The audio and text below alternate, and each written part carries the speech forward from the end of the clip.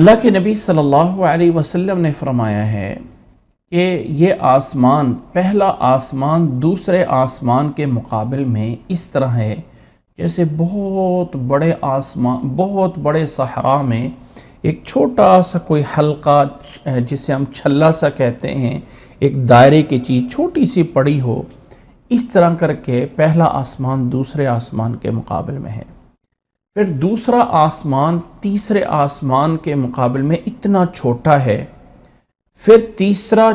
چوتھے کے مقابل میں، چوتھا پانچویں کے مقابل میں، اور پانچواں چھٹے کے مقابل میں، اور چھٹا آسمان ساتویں آسمان کے مقابل میں، اور پھر ان تمام آسمانوں کے اوپر اللہ کی کرسی ہے۔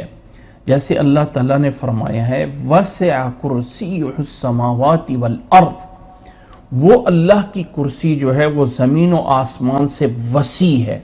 وَسِعَ كُرْسِيُّهُ السَّمَاوَاتِ وَالْأَرْضِ، اور پھر وہ اللہ تعالیٰ کی جو کرسی ہے جو اتنی بڑی وسیع ہے،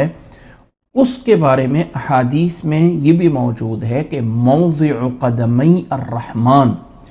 وہ کرسی رحمان کے پاؤں کی جگہ ہے، اس کے اوپر اللہ کا عرش ہے۔ وہ کتنا بڑا ہے، کیا اس کی کیفیت ہے، ان تمام چیزوں کے بارے میں یہی کہا جائے گا کہ اللہ اعلم۔ اللہ کی ذات کے جو لائق ہے اسی طرح کا اللہ کا عرش ہے۔ ہم اس کی کیفیت بیان کرنا، اس کی کوئی مثال دینا، اور اللہ تعالیٰ کا اس عرش پہ مستوی ہونا، اب یہ لفظ جو ہم کہتے ہیں نا مستوی، یہ استوا سے نکلا ہوا ہے، کیونکہ اللہ تعالیٰ عرش پہ بیٹھا ہے، اللہ تعالیٰ عرش پہ کھڑا ہے، یہ الفاظ بولنا جائز نہیں، کیونکہ اگر ہم کہیں کہ اللہ تعالیٰ عرش پہ بیٹھا ہوا ہے تو وہ اللہ اعلم۔